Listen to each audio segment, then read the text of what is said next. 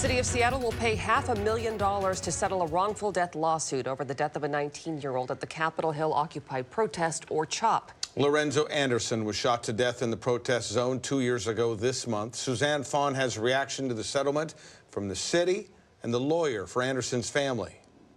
This has put a black in the eye of the city of Seattle. What happened in summer 2020 in the CHOP zone in Capitol Hill won't be forgotten anytime soon. 19-year-old Lorenzo Anderson, a teen with special needs, was shot and killed early in the morning of June 20th. Anderson's father, Horace, and mother, Danita, each filed separate wrongful death lawsuits against the city of Seattle, wanting to know why first responders didn't go in to help their dying son. This was not about the money. It was about, and it's still about, justice and about making sure that the city of Seattle does the right thing. The CHOP zone formed after police abandoned the East Precinct June 8th during ongoing protests following the killing of George Floyd. The zone became a no-cop zone. There was just a tremendous amount of lawlessness that reigned in the city of Seattle during the time of the CHOP zone. It led to the death of Lorenzo Anderson. There were others who died. We reached out to the city attorney's office for comment today. A spokesman released this statement. We're glad to have found common ground with the Anderson estate and Mr. Anderson's father, and for less than the cost it would have taken to litigate the case through trial. A federal lawsuit against the city of Seattle by Lorenzo's mother was dismissed by a judge in November. Today, we asked her attorney what she thinks about the $500,000 settlement. She says she's still hurting and that the settlement doesn't feel like full accountability. That's why she plans on appealing the federal lawsuit that was thrown out. In Seattle, Suzanne Fawn, KOMO News. They are accusing him of frequent criminal activity. They want to tell the public that they are doing what they can to keep repeat offenders off of the streets. Thursday in Capitol Hill, Seattle police say a man now known as Kevin Meyer stole a car while an infant was inside.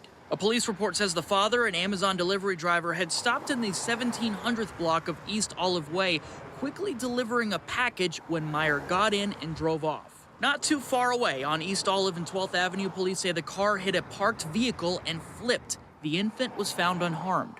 Meyer was found nearby and brought into the police precinct. We went to court today and we argued that there was probable cause for theft of a motor vehicle, reckless driving, reckless endangerment, and hit and run. We showed the judge the very concerning, really terrifying details of this case. Officials with the King County Prosecuting Attorney's Office and the Seattle City Attorney's Office say this man is known to them. In a statement, the city attorney's office said, "We identified him as a high utilizer because of his frequent criminal activity. In multiple instances, he had been referred into the community court program, but had failed to appear, which is one of the reasons why the city attorney's office requested that high utilizers no longer go through the community court program." Should it take something this reckless to keep somebody in jail? The answer is no. The message that we want to share with victims is we hear you. We're as frustrated as the victims are. Jesus is love. United in heartbreak and hope, families held the memory of their loved ones who lost their lives to gun violence, making sure they will never be forgotten. When that happened, it tore my family apart. At Martin Luther King Jr. Park, each marker bear the name of a son, sister, mother, father who's gone. The hole that is left in my life is so big that you cannot get around it. Keona Jackson's 24-year-old son, DeAndre, was gunned down in 2015. He was not only my son, he was a friend, he was a nephew, he was a cousin. His loss impacted not just me.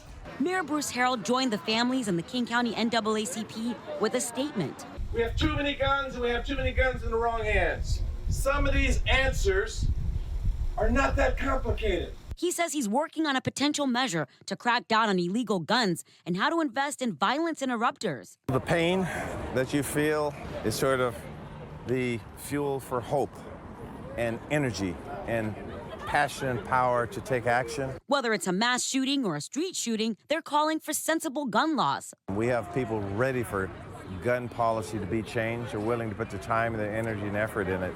The mothers who share their stories today, they're just so impactful that they are truly inspiring. Roberto A. Drury of Buffalo, New York. And with their own pain, they took a special moment to remember the Buffalo 10 who were shot and killed in a grocery store last month. calling for something to change. The ripple effect of the lives that are affected is monumental.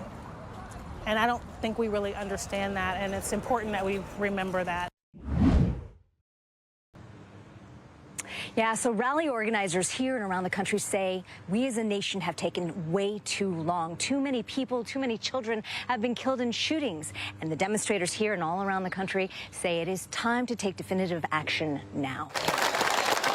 It's a national day of action, bringing together concerned parents. After Sandy Hook, I was so upset and concerned and worried for my own children. Concerned community members. We need to get the AR-15s off the street. Concerned students. They're rallying for change and marching for action. They're calling on leaders and lawmakers coast to coast to do something to stop gun violence. In 2018, I was an organizer of Everett's first March for Our Lives. Here at the March for Our Lives in Everett, community college student Connery Glanz is speaking out. I feel like gun violence affects all of us students. And it forces us to learn active shooter drills, participate in lockdowns constantly, and just puts us in a state of fear. Cindy Hathaway wears this button because she knows something about gun violence. I am a victim of gun violence in a domestic relationship where I was threatened specifically to be killed by a gun.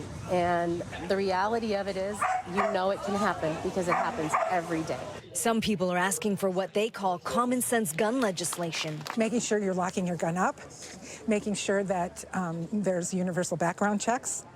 Just common sense, making sure that adults are the ones carrying the guns, not the kids. Naomi Dietrich is with Snohomish Indivisible. We have waited too long. Enough children have died. Enough people have died. Gun violence is an epidemic in our society, and it needs to be fixed.